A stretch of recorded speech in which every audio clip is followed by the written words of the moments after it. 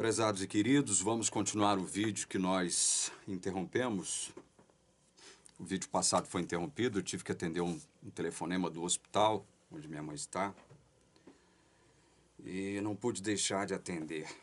E, em função disso, eu tive que interromper o vídeo. Como eu não sei fazer ainda edição de nada aqui, eu sou um analfabeto em edição de vídeo, então eu resolvi dar continuidade ao assunto, que na verdade já está partindo para o encerramento.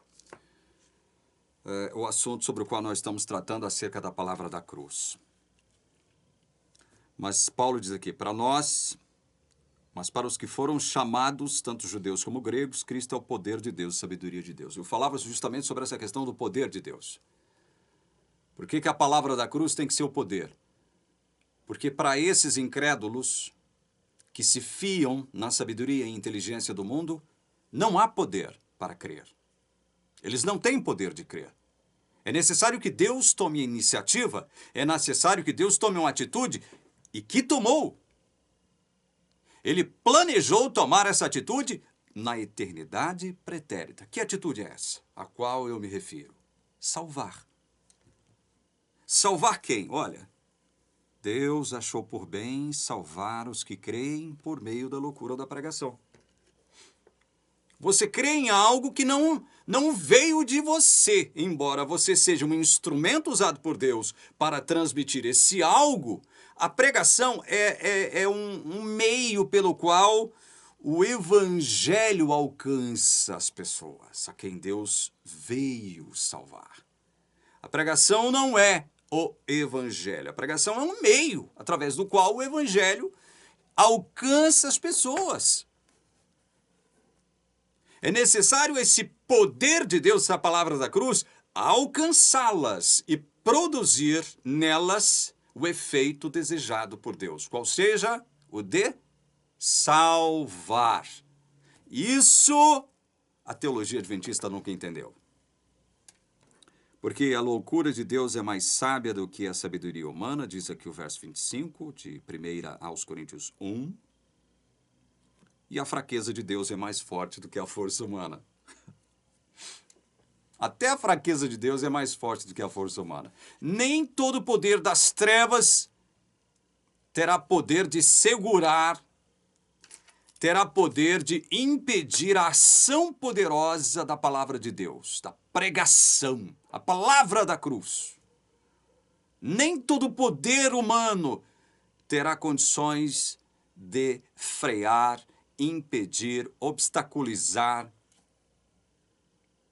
o avanço e desenvolvimento da palavra da cruz naqueles a quem Deus achou por bem salvar.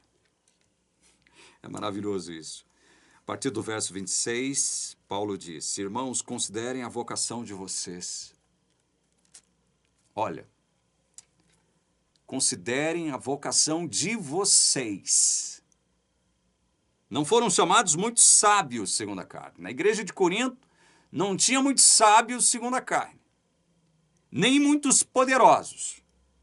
Nem muitos de nobre nascimento. Era uma igreja de gente pobre, de gente humilde, de gente trabalhadora, de gente raladora. Mas gente de Deus. Povo de Deus. Povo de Deus. Que Deus deixou claro para Paulo, naquela visão que ele teve, o seguinte, olha, Paulo, você não vai embora, meu filho. Fique calmo, sereno e tranquilo, porque eu estou contigo, ninguém vai te fazer mal aqui em Corinto, porque eu ainda tenho muito povo aqui, eu quero que você continue falando. Tem muito povo aqui. E por isso Paulo está chamando os crentes de Coríntios a avaliarem a própria condição deles. Não foram chamados muitos sábios, segundo a carne, nem muitos poderosos, nem muitos de nobre nascimento. Pelo contrário, Deus escolheu as coisas loucas do mundo. Não falei para você que a palavra da cruz é loucura para os que se perdem? E loucos são todos aqueles que creem nessa palavra da cruz. Pelo contrário, Deus escolheu as coisas loucas do mundo para envergonhar os sábios. Veja, Deus escolheu. escolheu. E escolheu as coisas fracas do mundo para envergonhar as fortes. Agora Paulo está falando de mim, fraco. Verso 28. E Deus escolheu as coisas humildes do mundo e as desprezadas e aquelas que não são. Está falando de mim também. Para reduzir a nada as que são, a fim de que ninguém se glorie na presença de Deus. Deus escolheu, Deus escolheu, Deus escolheu. Deus teve que escolher para que ninguém se glorie na presença de Deus. Lembram-se da pergunta dupla de Paulo? Quem subirá ao alto para trazer de lá a Cristo? Quem descerá ao abismo para fazê-lo subir de lá? Quem? Ele mesmo responde, ninguém. Ninguém. Para que ninguém se glorie diante de Deus e diga depois, estufando o peito, como muitos adventistas no sétimo dia fazem, levantam o narizinho e dizem para o mundo, nós somos os únicos.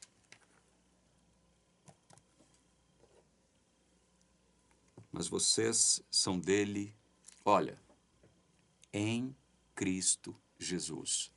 Vocês, coríntios, não pertencem a Deus por causa de vocês mesmos, mas vocês pertencem a Deus agora em Jesus Cristo, em Cristo Jesus.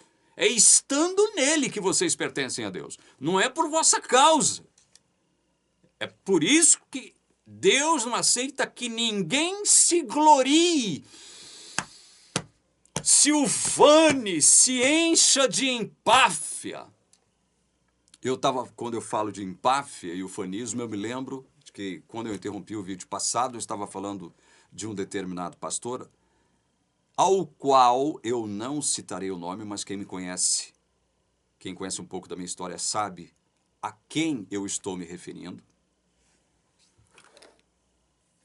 Esse pastor simplesmente começou a pregar algumas coisas que se coadunam mais, não com a palavra da cruz, mas com a sabedoria do mundo.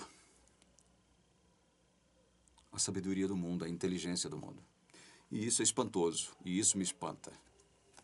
E isso ainda me surpreende. Por isso que eu falei para vocês, fazendo referência a Terêncio. Terêncio perdeu a capacidade de se espantar, de se surpreender. Eu não perdi. Eu não perdi.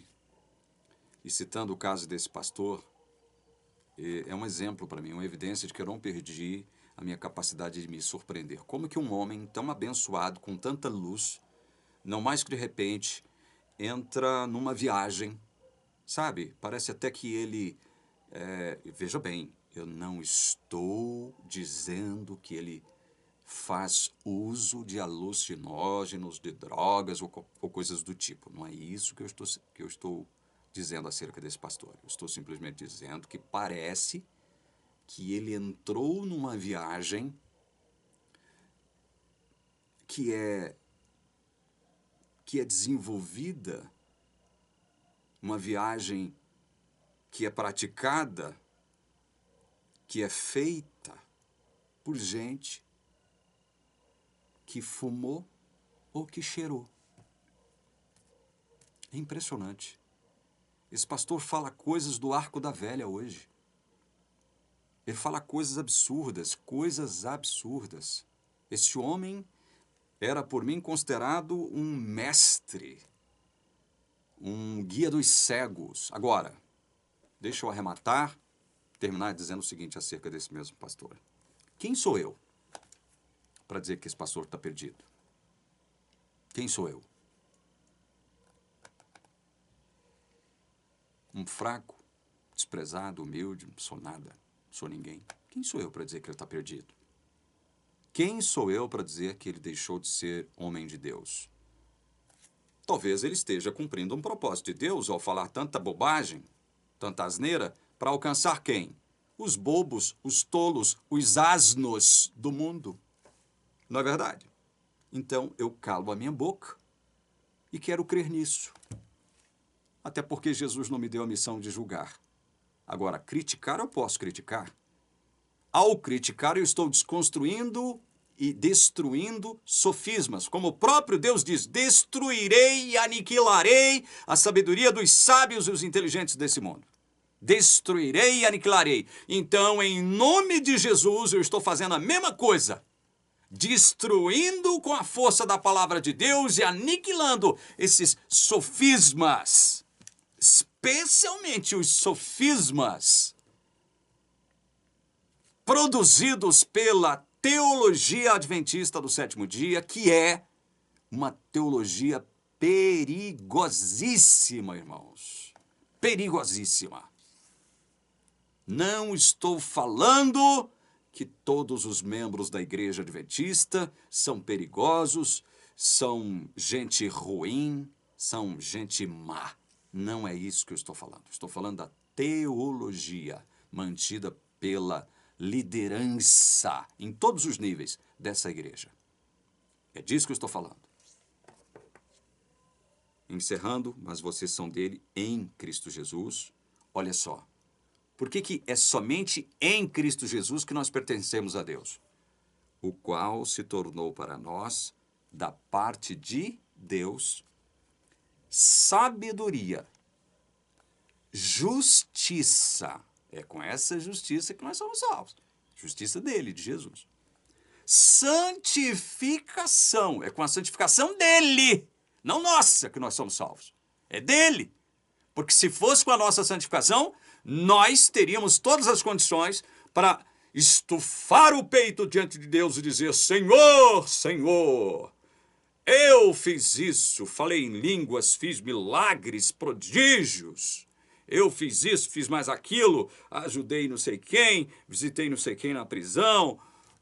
Eu teria condição de falar isso para Deus, né? Mas, olha, cale a sua boca. Porque não é disso que o texto de Paulo está tratando. Essa santificação é de Jesus e a redenção é dele. Ele se tornou para nós, da parte de Deus, sabedoria, justiça, santificação e redenção. Para quê? Como está escrito, aquele que se gloria, glorie-se no Senhor. Encerrando, eu digo: Deus não dividirá a sua glória com ninguém. Isaías 48:11. A salvação pertence ao Senhor. Jonas capítulo 2, verso 9. Para o homem isto é impossível, disse Jesus em São Mateus, capítulo 19, se não me engano, se não me falha a memória agora. Encerrando aquele papo com o jovem rico. Isto para o homem é impossível. O que é impossível para o homem? Salvação. Então fica claro para você que ninguém tem o poder de se gloriar diante de Deus. E Deus não vai permitir isso. Ninguém se glorie. Agora, se você tivesse participação nessa história de salvação, como diz aquele ex-pastor adventista, aí, meu amigo, aí Deus estaria em dívida para contigo. E como Deus é justo, ele não deixaria de creditar uma certa quantidade de justiça, uma certa parte de justiça a você. Porque você participou, você contribuiu, você colaborou. Não é? Não é essa a ideia absurda, antibíblica, antigraça, anticristo, antievangélica, anunciada pela teologia adventista? Pense nisso, meu irmão. Não estou falando isso com ódio, com ira, com deboche. Não. Eu estou aqui, autorizado pela palavra de Deus, destruindo e aniquilando a sabedoria do mundo e a sua inteligência. Mas eu estou destruindo porque eu sou sábio e sou inteligente? Não.